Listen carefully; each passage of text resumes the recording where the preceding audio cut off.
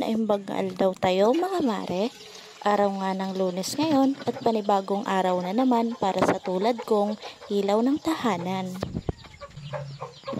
Rugyanak man gayam ti aldaw ko, iti agpaburak iti danong. Nagsagay-say nakmet pasit, tapnon mayat matirupak, dito'y kamera. Sak inala ti walis, kandas pan, tadalosak man dato'y sirok ti rambutan. Nugayam i-schedule ko ti agamas, kat saan nga matultuloy, gaputa itudo na meten, isukastan ti paraangan mi, nasamuken.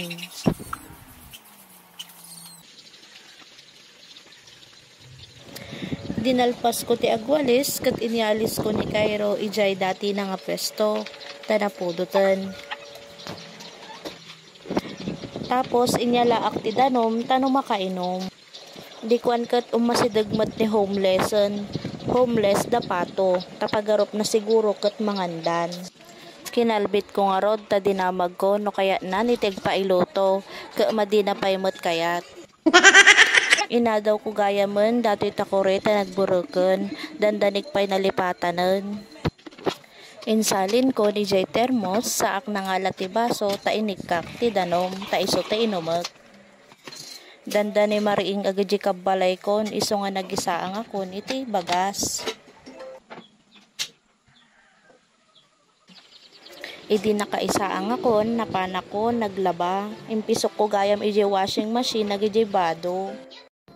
Idinalpas nga nagtayik jay washingan ay kat binanlawakon, sakon impisok dadi sumarunong nga lalabaan.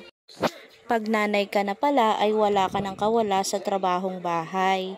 Totoo nga yung sabi nila na pag nanay ka na ay ikaw ang unang babangon sa umaga at ikaw din ang huling matutulog sa gabi. Sa puntong ito nga ay nakariing na ang hari at ang prinsipe. Kaya naman nagkupin na ang Disney Queen. Aplag ko, kupin ko pay, kasjay. Diba, bigat pay lang, labannog kan nga ina. Isugarod ti purpose ko dito'y mundo. Nagluto gayam ti fried rice ni Haring Ian, ta iso ti request ni Prinsipe Klein. Nung nalpas na nga kaming kumain, ay pinalpas ko na din ang paglalaba kasi napudot na. Pagtapos ko ngang maglaba ay pinadigos ko na si Prinsipe Klein. Pagkatapos nga ay nilinis ko na ang kanyang kuko, ganun din ang kanyang tainga.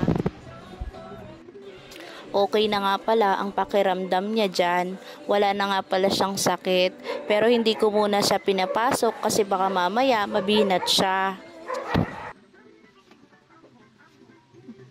Tata nga pala mare yung sinasabi nilang solar eclipse kasi hindi naman visible dito sa Philippines.